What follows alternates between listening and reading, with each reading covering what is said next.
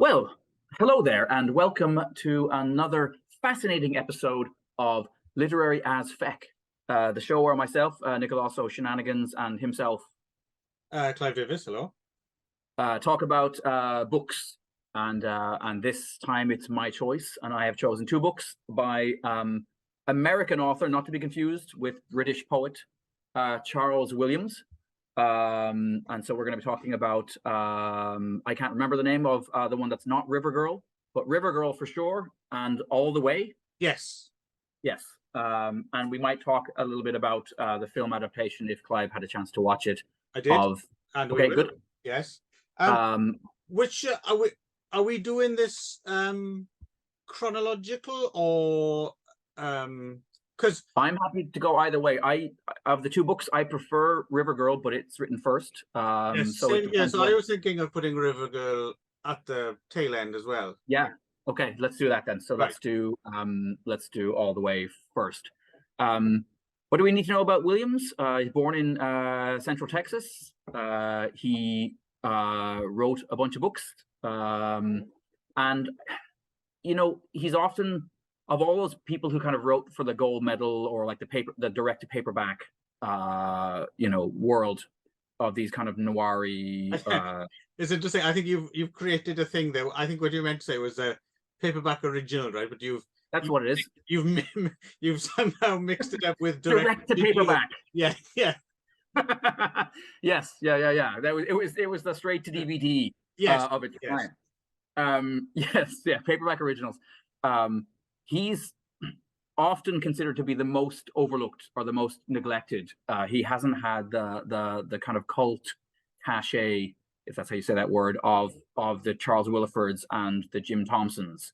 Well, I think that's probably because I mean, we'll get into this, but certainly these two books and the other ones of his that I've read, they're a little bit more straight up and down kind of crime yards without any kink or weirdness of a Jim Thompson or Charles Williams. So the kind of hipster elements that would pick up on the the weirder books might gloss over Charles Williams.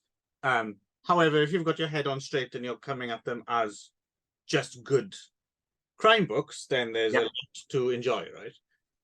Yeah, I mean, I would tend to agree that I think it is unfair that he's kind of been almost forgotten, except for by people who have maybe read all of Williford and read all of Jim Thompson and have kind of gone down various paths, and then find out somehow about. I mean, there are authors who are writing now, like Max Allan Collins and stuff, who do, say that Williams is should be considered in the same echelon as Thompson and Williford. But I agree exactly. I think it is the lack of the I always feel like with a Williford book and a Thompson book, they're battering against the sides of the genre to such a degree that like they're almost going to drive it off the road, or sometimes they do just drive it right off the road, right? But where I think he really excels, and we'll talk about this as we talk about the two books, is I think the sense of place in a Charles Williams book is beyond anything that almost any other writer of this kind creates. When we get to River Girl, I felt like I'd lived in that town and I'd lived in that fucking swamp and gotten lost in there myself. Yeah. By the time I finished reading the book. And I don't know that I've ever had such a strong sense, overwhelming sense of place in a Thompson book or a Williford book. But here's the thing as well. Both of these books are first-person narratives as well, right? Yes. And I was just wondering, because I've read a few other, for instance, the other one I know we've both read and we both really like, and it is kind of considered as his masterpiece, Hath No Fury, right? Yeah. And that was also first person, I'm pretty sure. Right. Yeah. Which became the film, the Hot Spot, right? Yeah. And then the other one people may know of is, because it also became a movie, was Dead Calm, and that's one of his many sets on boats. Water noirs. Right. Nautical noir, I think. No, yes, that's the one. he so you probably already knew this. I didn't until I was reading about this, that that Orson Welles worked for years on an adaptation of Dead Calm. Yes, The Deep. Deep, yeah, which never came off because the lead actor died, I guess, and other But things got in them. It's interesting. It's one of those because the whoever's in charge of the Orson Welles estate is kind of notorious for being not too generous for sharing this stuff, and plus because Orson Welles was running around, selling bits and pieces here and there internationally. I mean, there's a few of his projects which were, I mean, completed at least to a degree where you could put, like, recently, a couple of years ago, right? It popped up on Netflix, the Other Side of the Wind, right, where they reassembled one of his not quite complete films. Well, there's a few of those. The most famous one is his Don Quixote film, for example. Jess Franco even prepared like a version of that at some point, right? But The Deep, from what I understand, is pretty much near as damn it complete. Like, it has been screened. People have. Yeah, there's about 2 work print versions of it that are extant. Yeah, and I would be very interested to see Orson Welles' take on The Deep. Yeah, me too. Crazily, though, when I was reading reviews of a little film called Sex and Violence, that I might be talking about with you somewhere else, that somebody claimed it was an uncredited all right, adaptation of interesting. But I don't know that. Have you watched it yet? Sex and Violence, I have. Yeah. Okay, I haven't seen it yet, so I don't. Okay, yeah. I wasn't sure that I necessarily see that, but anyway, so yeah, and sadly, like another author we were talking about not too long ago, Robert E. Howard, Williams actually ended up taking his own life a couple of years after his wife passed away. He, like a number of those other, direct to paperback novelists, like Jim Thompson and Williford, really struggled with, in the early 70s, nobody wanted to buy standalone books anymore. Everyone wanted you to write a series, right? You had to create a Mike Hammer kind of a character and then follow their adventures. And then you may remember that, like, quite late, Jim Thompson wrote another Lou Ford book, which makes no sense because the character of Lou Ford dies at the end of the book. There's a sequel to The Killer Inside Me. Yeah, Texas by the Tail, I think it's called. Okay, I didn't realize that was another Lou Ford book. Oh, that's a kind of. So was it like a prequel or something? No, okay. It doesn't seem to be. I mean, maybe it doesn't seem. Does it just start with, shucks, I got away with that, but it's in my teeth, and it's just weird. It's just weird. It's like the character's called Lou Ford, and he sort of has Lou Fordisms, but he's not a psychopath in the same way that Lou Ford is. Yeah, it's just weird. But apparently it was part of a plan, because I guess Gold Medal was, or whoever his publisher was like, well, everyone loved The Killer Inside Me, so what if you spun off a series featuring a toned down Lou Ford? And I guess he had a half-hearted. Oh, what an odd! I mean, of all, because usually if you want a series, you want not exactly that type of protagonist. It's an interesting concept, but right. And but only if you thought it through from the beginning, right, rather than retroactively tried to bolt it on. Oh, that's I'm kind of quite, because that's one of his books I haven't read, so I'm kind of, I assume it's not one of his best, but I'm still interested. Nope, it's quite late, so right. Yeah, and there's a bit of a law of diminishing returns with old Jim. But then Charles Williford as well didn't want to do the Hoke Mosley books, right? He didn't want to do a series of them either, and to the point where, right, we know he tried to crash that into a brick wall by writing a second book that would not only have ended the series, but maybe ended his literary career. And then, his wife and his publisher made him back off. But yeah, but sometimes they're wrong, right? Because in that case, the sequels are very entertaining, and I'm glad he did write them. But Williams apparently didn't want to do this and was feeling pressure, and his books weren't selling, partly because they weren't part of a series, and so he ended up taking. It's funny, isn't it? Because again, you wonder why these people can't see their own wood for the trees kind of thing. Because and I've only read, other than these two we're going to talk about now, I've read maybe another 2 or 3. I know you've read more widely than me, but I Just a suspect couple more. I suspect you'll be able to back me up. I mean, it's not as if he wasn't going back to a few wells Yeah. again and Yes. again Yes. and again. Oh yeah, yeah. We even just the two we're going to talk about today, we're going to see people getting Yeah. dropped off of boats more than once. Yes, and remembering Hell Hath No Fury as well. He seems to have a thing for people struggling with engines that aren't working properly in Yes. horrific conditions of weather or climate. Mhm. Yeah. So yeah, he's got certain things that he comes back to again and again. So I can see a Charles William series if he'd settled on a particular, but obviously he was having none of it, right? So Yeah. So we're going to talk about All the Way first, right? And so that's I don't remember when that was 1958. published. Thank you. So it's well, I don't know. Do you want to deal with the plot, or shall I? I feel like I've been Dredge my memory of a book I only read just a couple of days ago. I can. It's all right. Oh no, you go for it then. Yeah. Okay. So basically, and it's interesting because the film chops off the entire first third of the book, right? We'll get to the film because the ending as well. We'll get to the film because the film was so focused on such a narrow band of what was in the book. I found it, but granularly, like I thought, like obviously the script writer was like, I'm really interested in the mechanics of this scam. And I'm going to jettison everything else virtually. Yeah, it's actually very faithful, but only to parts of it.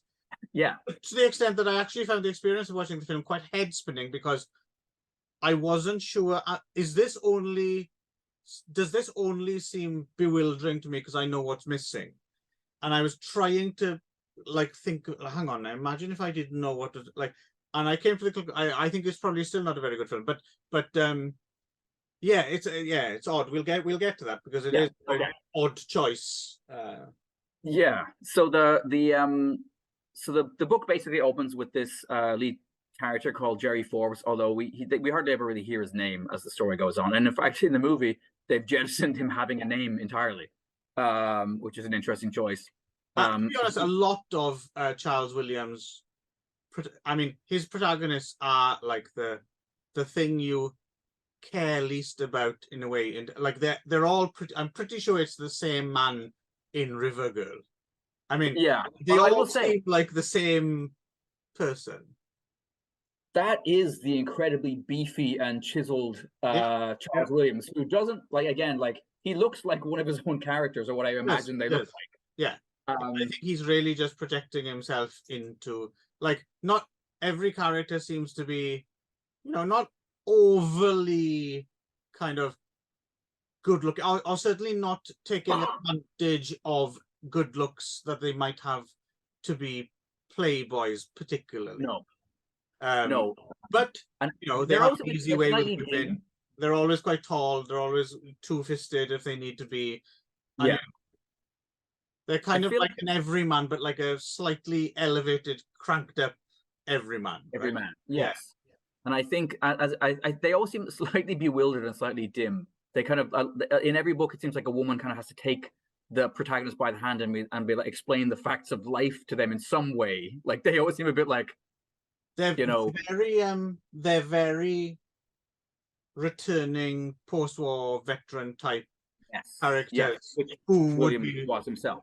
Who would be reading a Rage magazine or something like that in their time, right? Exactly. So basically, Jerry is hanging out down in Fort Lauderdale, and it sounds like he has a bit of a sketchy, quasi-criminal background himself, doing a lot of fishing. This woman seems to express an interest in him, and he thinks at first it's like a sexual interest or whatever. But it turns out she's just listening really carefully to everything he says because he sounds exactly like her boss, who was also her lover. Should we, just in case anyone's going to read this, should we just spoilers all the way through this episode? Yes, if you're going to read River Girl or you're going to read All the Way, go read them now. they're both fun. River Girl is the better of the two, but all the way is it's not a pain to read. And it's so shorter as well. yes, so so yeah, she hears him speaking.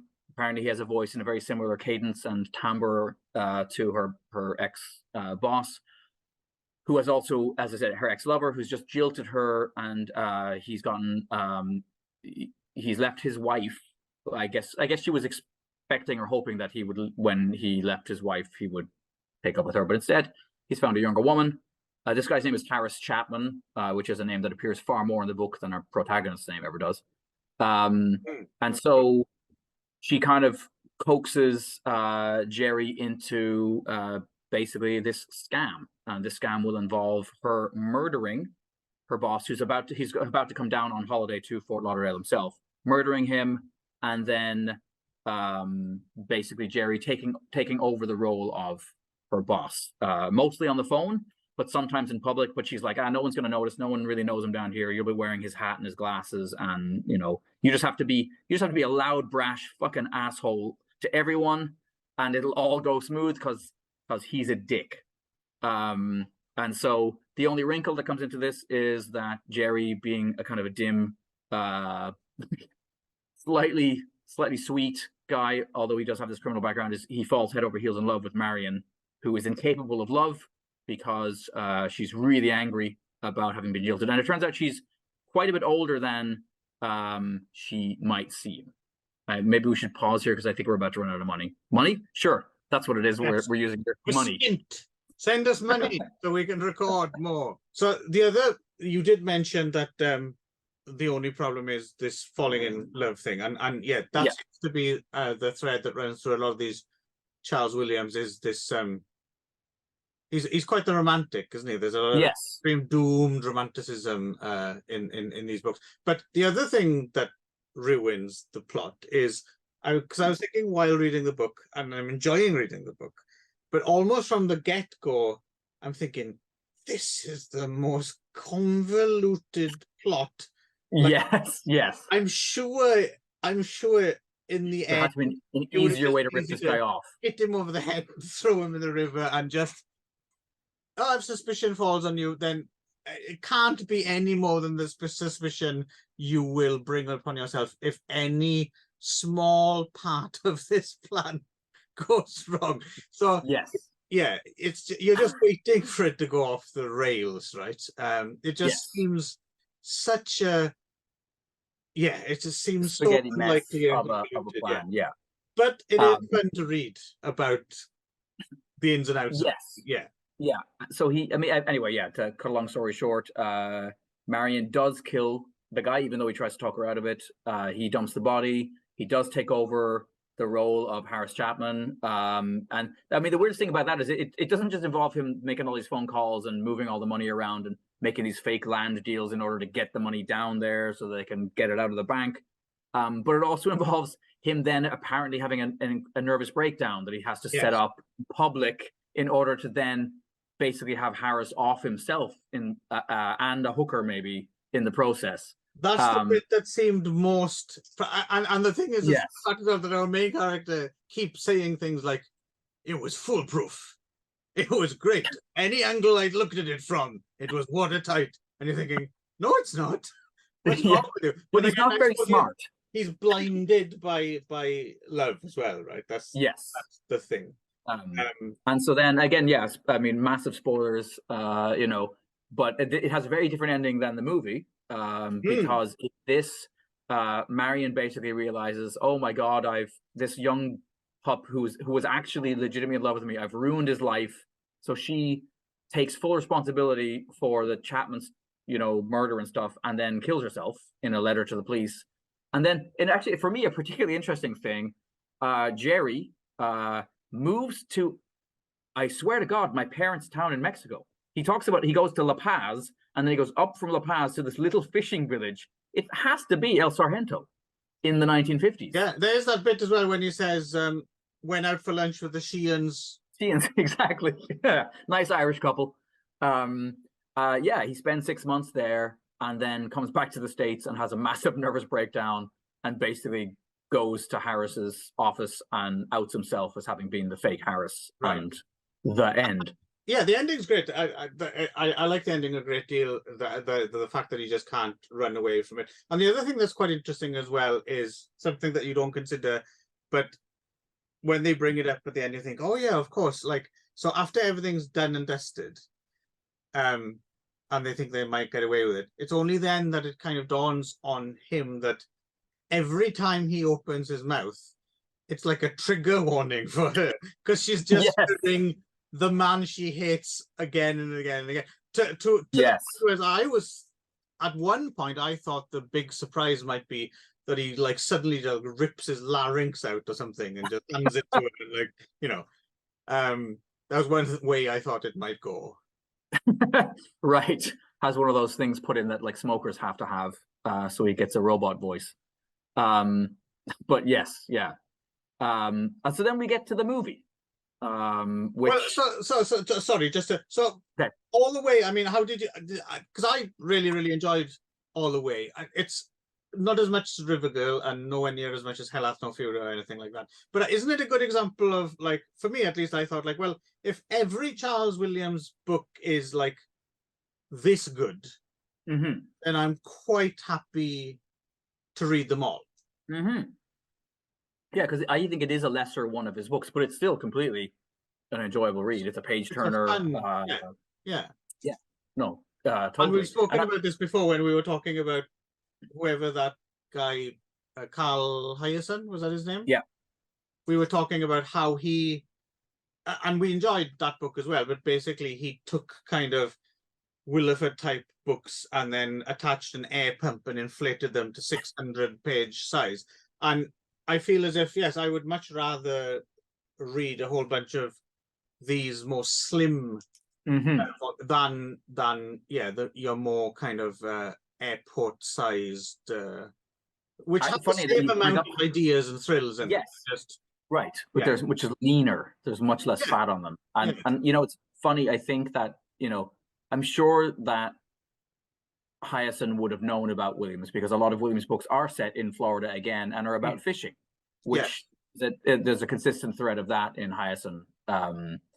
But so, as I said before, the movie hacks off everything up until the point where it's already like the scam is already a go.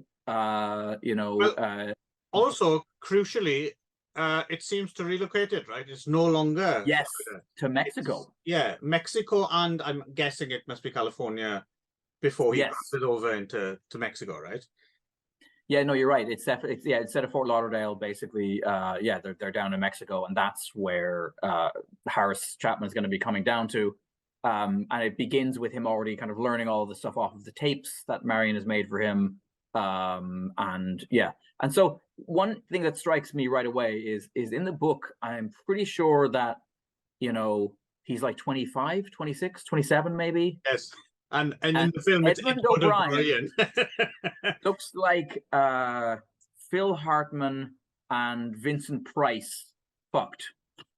He is like, he is not a man in his 20s. He's clearly a man in his 50s, beefy. Wasn't he he's in the 1956 movie version of 1984 as well, isn't he? Yes, where they had to change the name of O'Brien because they thought it would be confusing. So he's like O'Shea or O'Connor or something like that. Right. But I have nothing against Edmund O'Brien himself.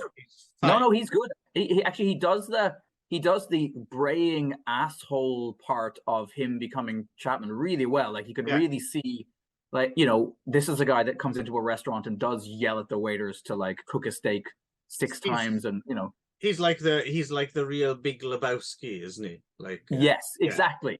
Yeah. And then but again, Lorraine Davis, Marion is also, they're both aged up a hell of a lot. Well, the thing is as well, right? And I suppose, like you said, they almost do away with, so in this the romantic subplot's gone. Yeah, well, yeah. Also the whole thing, like, he doesn't seem to be doing it for love or anything like that. No. So I guess in that case, the casting decision could be slightly forgiven, because in the book, she has to be attractive. She has to be like extremely attractive in a certain way as well, right? So, and I understand I'm not having a go at Lorraine Day, and it's all it's all subjective, but she's objectively not the Not yeah, woman in the book. she's not a femme fatale in that way. No. And everything about her performance as well is like she, is even if you fancied her or whatever, she doesn't behave in right attractive kind of demure kind of way, right? Even in a predatory fashion, she's just like quite grim flat. and snipey and like flat. Yeah. She's not trying to seduce him to get her way. No. And it's interesting. This is why I was thinking about it. In a way, it's weird. Like I wish I'd left a gap between reading the book and the film, because I watched the film directly after reading the book, and because I know it's not just that I know what's missing. It's also I'm like, so if you're watching this film without the knowledge of the book, what is the relationship between Edmund O'Brien and Lorraine Day? Like, I can't figure out how do they even meet. Yeah, because that's all gone as well. Yep. And the surprise ending of this one is totally different as well, right? It's like, it totally misses the point of the. It's none of the whole romanticism thing is gone, right? And it's just boiled down to like people trying to get away with this crime, which you could do that. You could do that version of it, but it's, I don't know. For me, I've read the book. Watching the film, couldn't figure out why these people. For a start, you're not quite sure what they're doing. Yes. Whereas in the book, you kind of know from the get-go what. And that's the fun goal is, fun of it, right? But it's the other. You're like, what's he doing? Why is he doing that? And then the big reveal doesn't really reveal it. So it's a very odd experience. Like, I can't imagine someone watching this film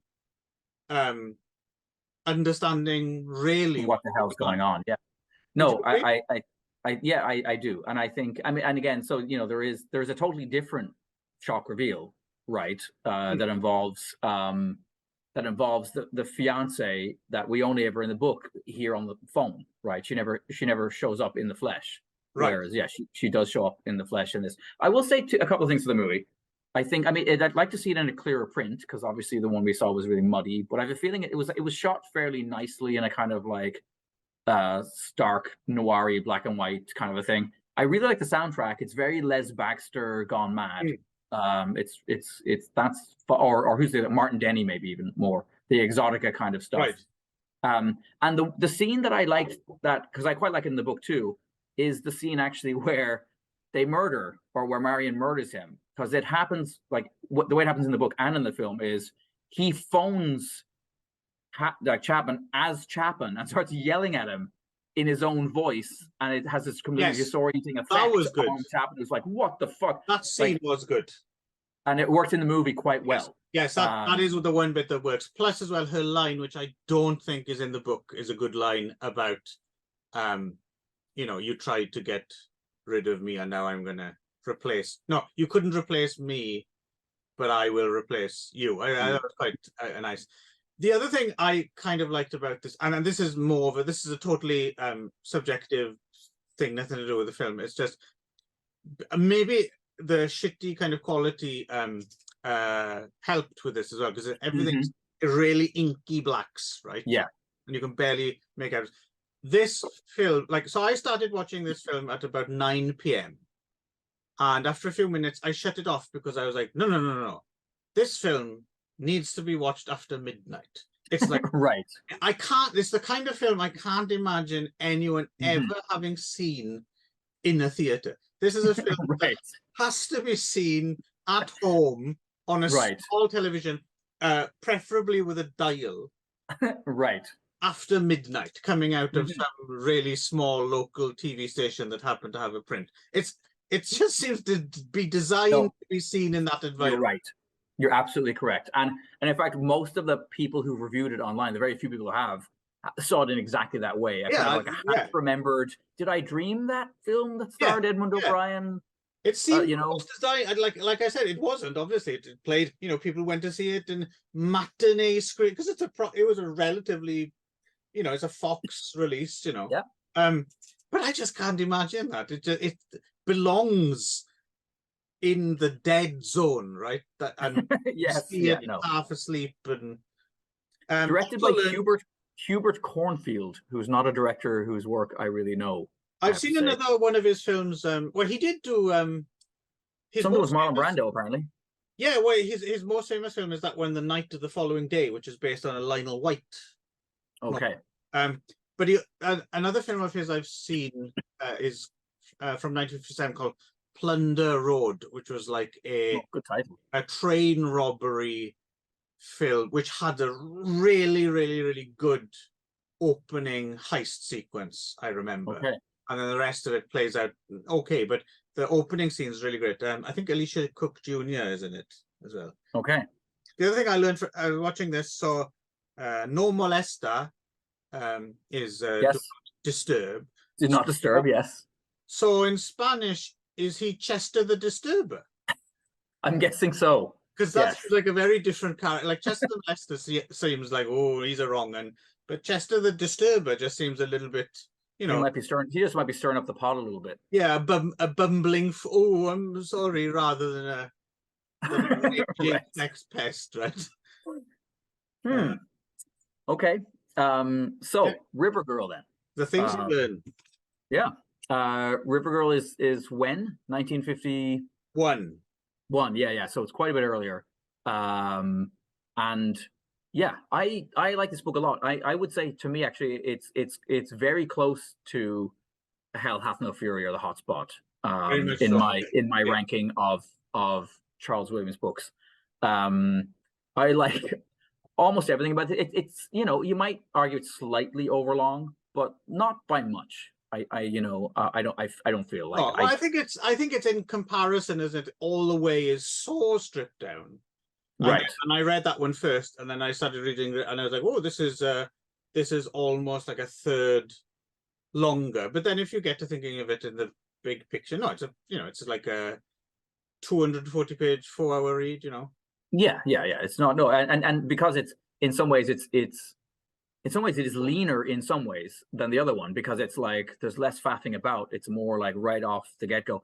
And so one of the things I like about this a lot is that it sets up multiple shitstorms for our protagonist, right? It's not just the one of falling in love with the seeming femme fatale and getting in trouble over that, but there's also the issues with his job, right? Because our lead character, whose name is Marshall, which is confusing because he's like a sheriff's deputy, but basically, I think we shouldn't refer to the woman in this book as a femme fatale, because I think she's not.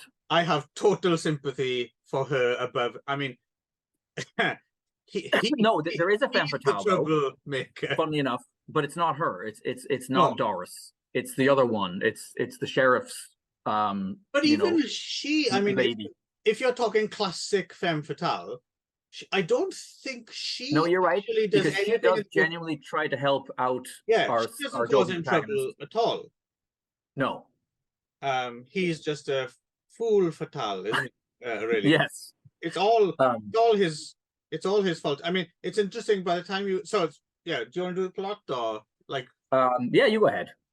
All right. So there's a deputy sheriff in a small town, and in the meantime, there's some kind of problems in town with a whorehouse and local corruption and looking the other way and payment, and that looks like it's about to be bust wide open because there's Reverend Soames, who is a new religious figure in town, has been stirring up. Yeah, he's doing trouble, and then there's been an incident with an underage girl and all this kind of thing. Yeah, but that's kind of incidental background stuff that I suppose is important, because it kind of there's an excuse, I suppose, that he certain avenues of behavior are cut off for him, right? And it's simmering all the time in the background of Yeah, the novel, which is yeah, nice. Like, so even when he's off in the swamps doing his swamp stuff, it's always this feeling of like things yeah. are percolating back at home, and at And any also moment, it prevents the prevents the narrative from going a certain way because he can't do that. So therefore he has, yes. yeah. So that's going on in the background, but the main thrust of it is, yeah, he loves his fishing. And like you said, yeah, the swamp stuff in here is, I was like, So good. I want to go into the swamp. I was, yeah, I wouldn't last 5 minutes. No, I'd no, be the killed last couple of chapters are immediately. amazing in terms of the swampness of it all. Yeah, I loved it. It just seemed like such a, it's not just a swamp. It's like this kind of labyrinth world of small inlets and rivers, and it just Mm. seemed like, wow, I really did And immediately trees that have come down in previous, like, I want to go there. I really want to go to storms, and wherever this is. I want to go there. It just that's, sounds I assume it's awesome. Louisiana. I mean, it feels like it's supposed to be set in Louisiana, I think. Yeah, I can't remember if they The bayou. specifically said, Yeah, because there's a bayou city that they mention. So right. I assumed it was like it's in the bayou. Yeah, I mean, there's a lot of bayous though, right? I mean, it's not just, Fair enough. yeah. But anyway, whatever it is, we want to go there, Yep. and live in a shack. We should mention, I also love the fact that our protagonist is married. So the sheriff's deputy and his wife is kind of grasping and giving him a hard time about the fact that he's crooked, and he's taking money on behalf of his boss from the whorehouse and from the various other, businesses and so, like, but also, could he get more? Because, she needs more money. So she kind of wants to have it both ways. But again, I mean, again, to our protagonist being, if you think about it, quite unlikable in some ways. I mean, his character, his wife's character is not that bad. Like, right. like she's not that bad at all, and she's even apologetic. She's like, "Oh yeah, sorry, I'm being a bit of a git. I do apologize." And and it's never set up that they have a horrible marriage. No, for sure. She's But not in the book he's much, so though. quick. She leaves He right at the just beginning immediately forgets about when he sees the hot swamp girl, right? in her sack dress. Yes. You know what? Actually, I couldn't help but see that Mexican film we watched with the filthy, depressed old man living in his squalid shack with his yes 18-year-old sack dress wearing Something wife, like that. right? Yes with the chopped up hair, and yeah. I was completely he's yeah, it's the vulnerability and all that, isn't it? Like everything about this, like by the time you get to the end of the book, I think I at least kind of lost sympathy with him in a way. Oh yeah, it's interesting. I think if I'd have read this book like when I was a teenager, I probably would have gone for it all the way in terms of him being a doomed romantic character. I would have bought that, right?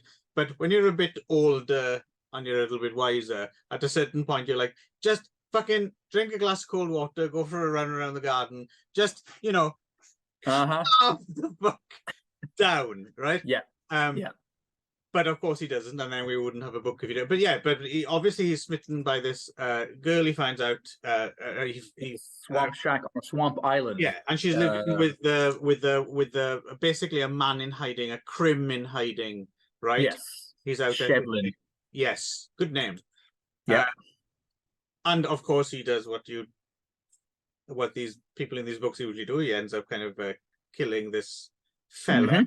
And then, so he, again, speaking of contrived, he comes up with this really contrived plot to look as if he was killed while going out to capture him. And not only does he do it, but he shares the plan with exactly the person he shouldn't be sharing the plan with. You can tell as soon as he's doing it, you're like, no, this is coming back to bite you, right? However, having said that, one thing Charles Williams does quite cleverly in this book, I think, is he's not afraid to.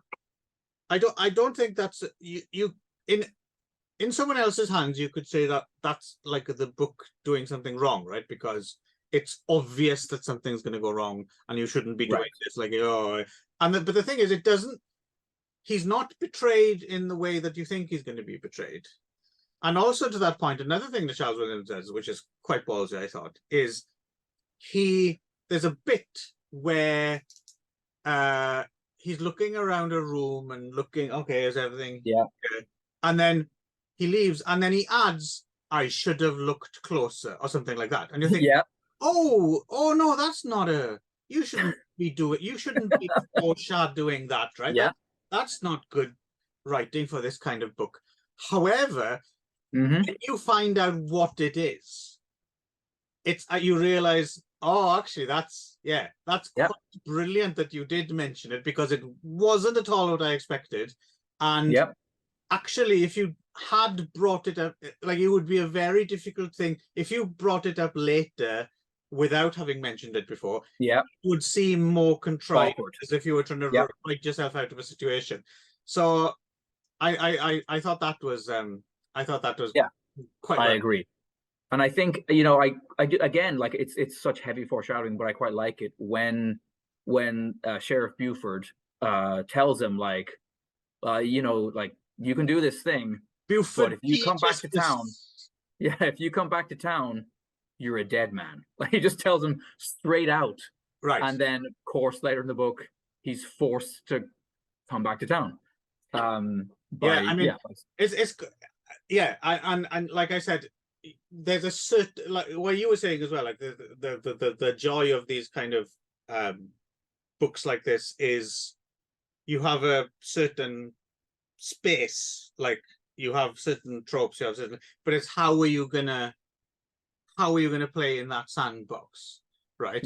And the part where things go sideways is really quite powerful. Like, I was the book descends into almost like a hallucinatory state for the last 3-4 chapters, like from the point at which he gets back to the swamp and starts to kind of like, and just I was thinking even before that, like when someone is picked up by the police. I really felt that, like, no. Like, that was actually, I quite like the part too when he's forced to go back and deal with the body that he's hidden again, you know, because of the I mean, I thought that was really, really effective. And then he swims down and he feels a turtle kind of graze his leg, and completely freaks out. Again, you were saying about building an atmosphere. I was down there, right? No, it's and then the book, the ending is so grim, like, which I appreciate. Again, that's, you know, I mean, it's the ending of the other book is also quite dark, but this one is just so, okay. And like the last line is something like, as if it mattered. Like, he's just completely, he's a completely shattered man. And it, like you said as well, it builds, and then it just hurtles towards this, like, just full pelt. And the last chapter or two is just gripping as anything. And again, inevitable, you know it's not, but just you keep just hoping he might just get a pull it off, right? And but at the same time, he keeps doing one stupid thing after another, and you're like, no, not in the trunk, no, you know, it's just I've seen Get Carter. I know these things don't end well. So, but anyway, I think River Girl it should be up there and should be as known, certainly as the hotspot, and it should be as known as some of the better Jim Thompsons and Charles Willifords. I think it's a book that, if you have any interest in this kind of writing, I think you need to read. Yes, agreed. River Girl is maybe not top tier, but it's you know, it's a few shelves down. It's not it's not up the top with Mayfair. Nope. But it's a couple of shelves down with the puzzle books, maybe. Make a tortured analogy. Which makes sense to no one who doesn't have a working knowledge of British Yes. news agents of the Shelving 1980s. systems. But I think that I think more than maybe anything else, if you like swamps, this is the book for you. You know, if you want to feel like you've lived in a swamp for about 4 hours, yeah, just Has he got some other swamp books? I feel as if he probably has. well, so there's all of these early books. They're all like called Hill Girl and Inlet Girl and Fjord Girl. Like there's just a bunch of these at the beginning of his career. I think you might have made up Fjord Girl then. I feel. But yeah, and so I think it was just I think that was the Charles Williams, because the first book was Hill Girl, and I think it was quite a big success for him and for, you know, gold medal or whatever it was. Yeah, this is one of the girl series, I suppose, isn't it? That yeah, so this was kind of the beginning of his career. I don't think I've actually read Hill Girl. I probably should, but again, I mean, I've been watching. I've tried this before. I've been watching Justified, the series based on the Elmore Leonard short story Fire in the Hole. I'm into the last season of the original run before I start watching not the remake, but like the sequel series that's coming out right now. And I've been totally enjoying living in Kentucky, like for the last several weeks. Like there's the sense of place in that show is what I love about the Charles Williams books. The same kind of thing, just that feeling of like a lived-in space with characters that make sense for that, you know, milieu. Yeah, so there we go. Both pretty good, but particularly River Girl. Yes, yeah. Yeah, try not to yeah, actually, it's funny you were talking about that whole thing about vulnerability, and about 4 days ago, right around the time I was finishing up the last couple of chapters of River Girl, I was downstairs walking near the rubbish room, which is just across from our apartment here, and I was going to my car. Rubbish room, I'm assuming it's a room you put garbage in, not just a room you really don't like. Yeah, it's crap. But this young-ish lady, late 20s maybe, comes walking up along the black tarmac right in the thing, and I have that moment where you do a double take, and I'm like, oh, she's got a white cane. That lady's blind, and in short shorts. And so I kind of go, hello, because I don't want her to be shocked, because she's walking kind of towards me and near me, and I want to give her a heads up that I'm, you know, and that I'm there. And she goes, is it possible to get from here back out to the road? And I was like, yeah, there's just like a little path that goes past our garbage room there. I'll just walk you up to it, and, you know, I'll show you where it starts. And I was just like, there's an immediate feeling there of like, this is a vulnerable. This is a vulnerable. Falling into a Charles Williams. It was a bit worrying. Yeah, holy shit, what's going on? So I walked her up there, and then she was like, by the time we got to the road, she convinced me to rob a bank. Exactly. But I made some crack about how, you know, well, you'll know when we get there, because you know, it really, the room stinks, because it does. It's you know, the height of summer right now. And she said, yeah, it really does smell.